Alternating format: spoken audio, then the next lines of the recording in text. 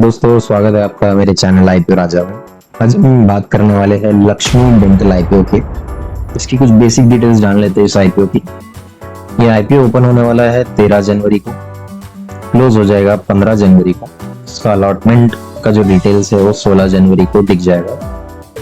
Refund 17 जनवरी को हो जाएगा और अगर आपको अलॉटमेंट मिलता है तो शेयर्स आपके डीमैट में 17 जनवरी को ही क्रेडिट हो जाएगा। लिस्टिंग डेट जो रहने वाली है वो है 20 जनवरी की, जो कि लिस्ट होने वाला है BSE एंड NSE दोनों जगह। मेन बोर्ड आईपीओ है। ये देखा जाए तो इसकी फेस वैल्यू ₹2 पर शेयर है। प्राइस बैंड जिसपे आने वाला है वो है 407 से लेके 428 rupees per share. Lot size रहने वाली है एक लॉट 33 शेयर्स का, जिसमें टोटल इशू साइज जो रहने वाली है कंपनी की 698.06 करोड़ की। तो बड़ा आईपीओ है और जिसमें फ्रेश इशू कंपनी ने दिया है वो है 138 करोड़ का, जिसमें OFS offers for sale 560 crore का। तो फ्रेश इशू का वॉल्यूम बहुत कम है और ऑफर फॉर सेल ज्यादा। और राइट, अब बात करते हैं कंपनी के बैकग्राउंड की और इसके इंट्रोडक्शन की। लक्ष्मी डेंटल लिमिटेड का इनकॉर्पोरेशन हुआ था जुलाई 2004 में। ये एक इंटीग्रेटेड डेंटल प्रोडक्ट्स कंपनी है जो डिजाइन, मैन्युफैक्चरिंग और डिस्ट्रीब्यूशन का प्रोसेस खुद हैंडल करती है। इसका मतलब है कि ये कंपनी अपने कस्टमर्स को एक कंप्लीट सोल्यूशन देती है बिना किसी थर्ड पार्टी इन्वॉल्वमेंट के। कंपनी का प्रोडक्ट पोर्टफोलियो देख लेते हैं। इनके प्रोडक्ट्स काफी डाइवर्स और इनोवेटिव है। चलिए उन्हें समझते हैं। नंबर 1, कस्टम क्राउन्स और ब्रिजेस। डेंटल क्लिनिक्स के लिए टेलर मेड क्राउन्स और ब्रिजेस बनाते हैं जो हर पेशेंट के लिए कस्टम फिट होते हैं। Number 2, branded dental items. ये आइटम्स में क्लियर अलाइनर्स और थर्मोफॉर्मिक शीट्स जैसी चीजें शामिल है जो डेंटल ट्रीटमेंट के नए और एडवांस मेथड्स का हिस्सा है। Number 3, aligner solutions and paediatric dental products. Aligner के साथ साथ ये पेडियाट्रिक डेंटल प्रोडक्ट्स भी बनाते हैं जो बच्चों के डेंटल केयर के लिए डिजाइन की गई है। इनका एक पॉपुलर ब्रांड भी है जिसका नाम है टैगलेस, जो thermoforming sheets, biocompatible 3D printing resins और क्लियर अलाइनर्स मैन्युफैक्चरिंग मशीन्स के लिए जाना जाता है। अगर आप एक क्लियर अलाइनर ट्रीटमेंट के बारे में जानते हैं तो आपको पता होगा कि टैगलेस ब्रांड इस इंडस्ट्री में काफी पॉपुलर है। एज ऑफ 30 सितंबर 2024 लक्ष्मी डेंटल के पास 6 मैन्युफैक्चरिंग फैसिलिटीज है।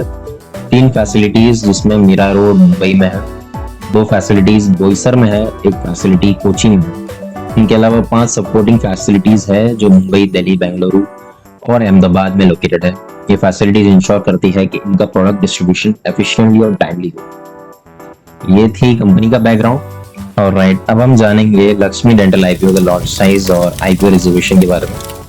आप सिंपली देख सकते हो कि रिटेल कैटेगरी में एक लॉट मिनिमम चाहिएगा जिसमें 33 शेयर्स आएगा, जो कि अमाउंट हो जाएगा 14,124 रुपीज।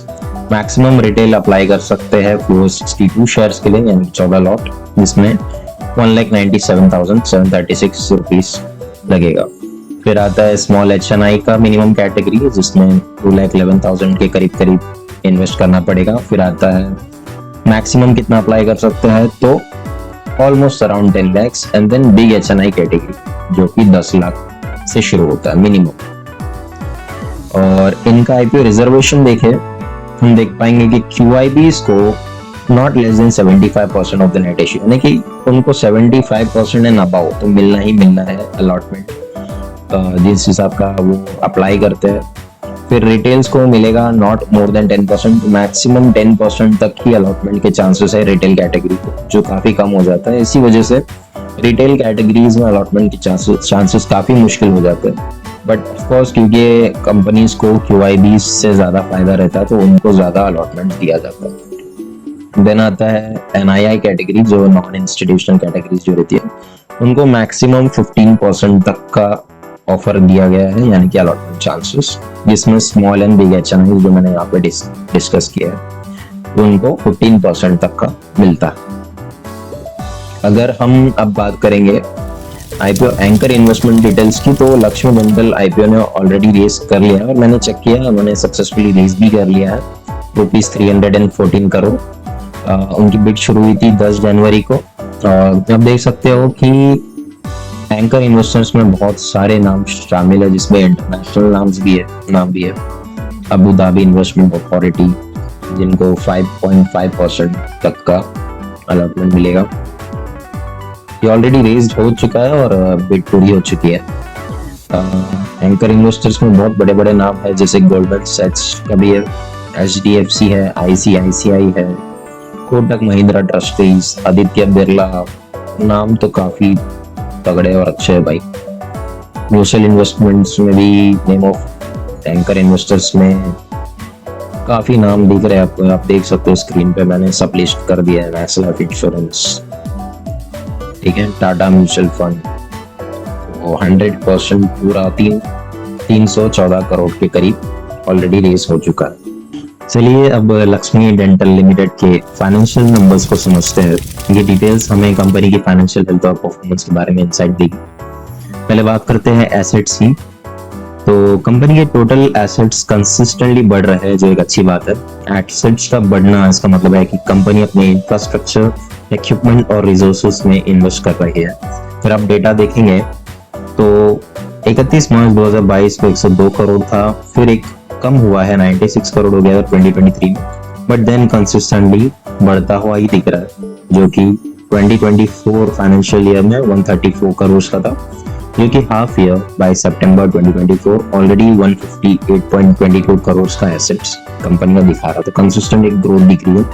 रेवेन्यू देखें तो रेवेन्यू भी हर साल ग्रो हो रहा है। फाइनेंशियल ईयर 2022 में 138 करोड़ का था, जो फाइनेंशियल ईयर 2024 में 195 करोड़ का हो गया, और हाफ ईयर ऑलरेडी सितंबर 30 2024 का रेवेन्यू 117 करोड़ है, जो इंडिकेशन देता है कि फुल ईयर में और ग्रोथ हो सकती है। अराउंड 240 या 230 करोड़ तक का कंपनी का रेवेन्यू जा सकता है, अगर हाफ ईयर्स के डेटा को देख के, और अगर वो कंपनी सेम मेंटेन करके चलती है तो ग्रोथ अच्छी दिख रही है रेवेन्यू में भी। पैट देख लेते हैं, जो कि प्रॉफिट आफ्टर टैक्स। तो कंपनी फाइनेंशियल ईयर 2023 में लॉस में चल रही थी, लेकिन 2024 में 25 करोड़ का प्रॉफिट दिखा रही है, 25.23 का, और ऑलरेडी हाफ ईयर्स में बाय सितंबर 2024 22.74 करोड़ का प्रॉफिट हो चुका है, जो ये इंडिकेशन दे रहा है कि कंपनी का टर्न अराउंड कर चुकी है और अब कंसिस्टेंट प्रॉफिट कमा रही है, और by close of this financial year ये जा सकता है 40 करोड़ तक भी, अगर सेम मेंटेन करके चलती है कंपनी। तो प्रॉफिट लॉस से प्रॉफिट दिखा रहा है, तो एक गुड न्यूज है कंपनी की। नेटवर्थ हम देखते हैं अभी, कंपनी का नेटवर्थ भी लगातार इंप्रूव हो रहा है, जो शेयर होल्डर्स इक्विटी को स्ट्रॉन्ग बनाता है। 2023 के 19.48 करोड़ के कंपैरिजन में 2024 में 44.57 करोड़ और सितंबर 30 2024 तक 67 करोड़ तक पहुंच गई। काफी अच्छा इंप्रूव हो रहा है। बोरोइंग्स गाइस, अब बोरोइंग्स देखते हैं। बोरोइंग्स भी बढ़ रही है, लेकिन मैनेजेबल रेंज में दिख रही है। ठीक, 30 सितंबर 2024 तक 40 करोड़ के करीब है। बोरोइंग के साथ नेटवर्थ का इंप्रूव होना दिखाता है कि कंपनी डेब्ट का सही तरीके से यूज कर पा रही है, तो ये एक मैनेजेबल लग रहा है फिलहाल तो, बट ध्यान में रखना पड़ेगा। ओवरऑल हम ये कह सकते हैं कि इसकी फाइनेंशियल जर्नी एक टर्न अराउंड स्टोरी दिखा रही है। लॉसेस से निकल कर प्रॉफिट में आई है। रेवेन्यू और नेटवर्थ लगातार बढ़ रहे हैं, लेकिन बोरोइंग्स का ध्यान रखना होगा। तो एक पोटेंशियल कंपनी है, और अगर स्पेशली अगर आप आईपीओ में इन्वेस्ट कर रहे हो तो ये सब आपको ध्यान में रख के चलना होगा। ऑलराइट, तो अब हम यहाँ लक्ष्मी डेंटल के फाइनेंशियल्स, केपीआईज और पीयर कंपैरिजन के नंबर्स को समझने की कोशिश करेंगे, जो हमें आईपीओ की वैल्यूएशन और कंपनी की ओवरऑल फाइनेंशियल पोजीशंस का एक क्लियर पिक्चर देने वाली है। मार्केट कैपिटलाइजेशन कंपनी का आ रहा है 2352 करोड़ 0.38 करोड़। ये मार्केट कैपिटलाइजेशन आईपीओ के बाद एस्टिमेटेड है, जो दिखाता है कि कंपनी अपनी इंडस्ट्री में एक सिग्निफिकेंट प्लेयर बनने का पोटेंशियल रखती है। आरओई देखें तो 78.78% का आ रहा है। ये एक एक्सेप्शनल आरओई है गाइस, जो दिखाता है कि कंपनी शेयर होल्डर्स के इन्वेस्टेड फंड्स पर काफी अच्छी प्रॉफिटेबिलिटी जनरेट कर पा रही है। आरओई जितना ज्यादा होगा उतनी स्ट्रॉन्ग फाइनेंशियल परफॉर्मेंस होगी। अब आता है आरओसी, जो कि रिटर्न्स ऑन कैपिटल एम्प्लॉयड, जो कि 19.97% का बता रहा है। आरओसी का बेसिक मतलब यही, कंपनी अपने ओवरऑल कैपिटल यानी कि डेब्ट प्लस इक्विटी का कितना एफिशिएंटली यूज कर पा रही है। 19.97% का आरओसी एक डिसेंट इंडिकेटर है जो सजेस्ट करता है कि कंपनी एफिशिएंटली ऑपरेट कर रही है। डेब्ट टू इक्विटी रेशियो 0.94 का है। ये रेशियो दिखाता है कि कंपनी के डेब्ट का कंपैरिजन उसकी इक्विटी से कैसा है। 0.94 का रेशियो मॉडरेट है, इसका मतलब कंपनी काफी बैलेंस लेवरेज यूज कर पा रही है, लेकिन फ्यूचर में डेब्ट कम करना ज्यादा प्रेफरेबल होगा कंपनी के लिए। रिटर्न ऑन नेटवर्थ कंपनी का 78.78% है। ये आरओई के बराबर है और शेयर होल्डर्स के लिए एक स्ट्रॉन्ग सिग्नल है। हाई आरओ एन डब्ल्यू यानी रिटर्न ऑन नेटवर्थ दिखाता है कि कंपनी अपने नेटवर्थ का इफेक्टिव यूज कर पा रही है। पैट मार्जिन भी कंपनी का काफी अच्छा है, 13.03%। प्रॉफिट आफ्टर टैक्स मार्जिन जो जिसे कहते हैं, ये काफी स्ट्रांग है और रेवेन्यू के कंपैरिजन में प्रॉफिट काफी अच्छे हैं। डेंटल प्रोडक्ट्स के सेगमेंट में 13% मार्जिन एक पॉजिटिव इंडिकेटर है। ओके, तो ये अच्छी न्यूज है। प्राइस टू बुक वैल्यू 49.59 का आ रहा है। ठीक है, ये price to book value ratio basically दिखाता है कि स्टॉक की प्राइस उसके बुक वैल्यू के कंपैरिजन में कितनी हाई है।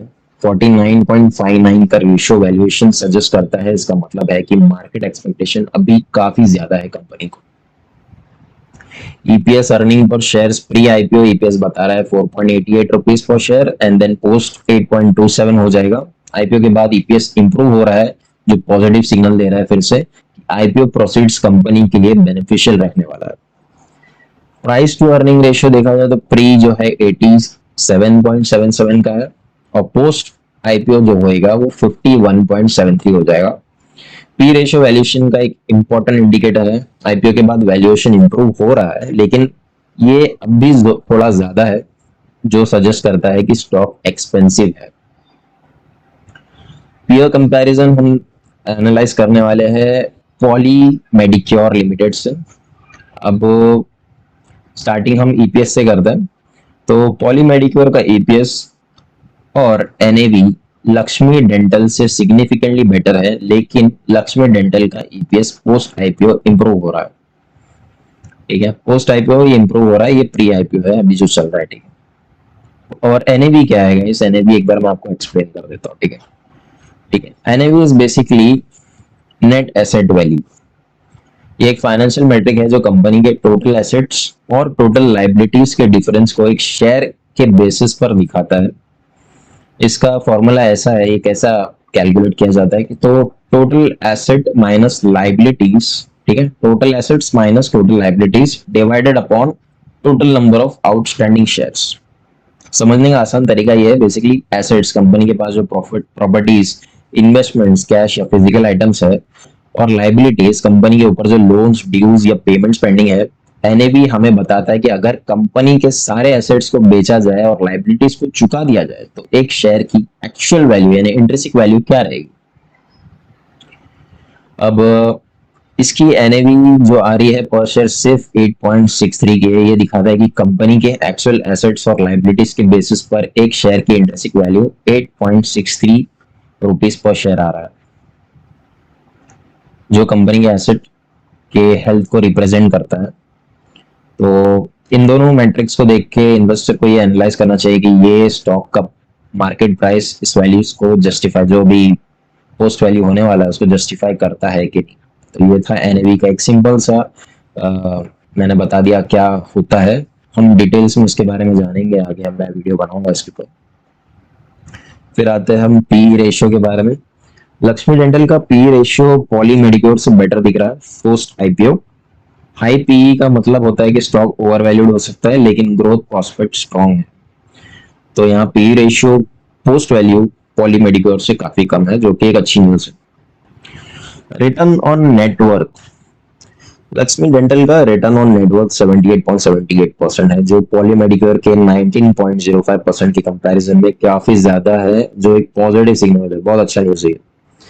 प्राइस बुक वैल्यू 49.59 है, जो काफी हाई है और एक्सपेंसिव वैल्यूएशन को इंडिकेट करता है। हालांकि जब हम पॉली मेडिक्योर को देखें तो उसका सिर्फ 16.53 है, तो it's not very good news price book value के हिसाब से। तो ये थी लक्ष्मी डेंटल लिमिटेड की फाइनेंशियल परफॉर्मेंस ऑफ केपीआईज, जो काफी स्ट्रांग है लेकिन वैल्यूएशंस थोड़ी हाई है। अगर आप लॉन्ग टर्म में कंपनी की ग्रोथ पोटेंशियल्स और डेंटल प्रोडक्ट्स इंडस्ट्री के डिमांड पर भरोसा करते हैं तो यह आईपीओ एक अच्छा ऑप्शन हो सकता है, लेकिन शॉर्ट टर्म में वैल्यूएशन को देखते हुए केयरफुल रखना जरूरी है गाइस। ऑलराइट, अभी आईपीओ प्रोसीड्स पे चलते हैं। कंपनी ये अमाउंट का जो रेज कर रही है उसका क्या करने वाली है। तो repayment and prepayment of borrowings, जो भी आईपीओ का फ्रेश इशू से रेस करेगी उसका एक बड़ा पोर्शन अपने आउटस्टैंडिंग लोन्स को रीपे या प्रीपे करने के लिए यूज करने वाली है। सेकंड, सब्सिडरीज के बोरोइंग्स का रीपेमेंट करने वाली है, जो कि इनकी कंपनी सब्सिडरीज जो कंपनीज रहती है उनका भी पेमेंट करने पे रहेगी। तो आधा पैसा तो इसी में चला जाएगा कि भाई लोन चुकता करने में। और थर्ड पे आता है capital expenditure for new machineries. तो कुछ पैसे नई मशीनरीज को परचेज करने के लिए भी लगाने वाली है। और investment in subsidiary, Bizdent devices private limited की एक लक्ष्मी डेंटल की सब्सिडरी है। आईपीओ से रेज किए गए फंड्स का एक हिस्सा इस सब्सिडरीज के नए मशीनरीज परचेज के लिए एलोकेट हो गए। और फिर पांचवा आता है जनरल कॉर्पोरेट यूसेस, जो कि day to day operational needs और वर्किंग कैपिटल्स के लिए यूज किया जाता है।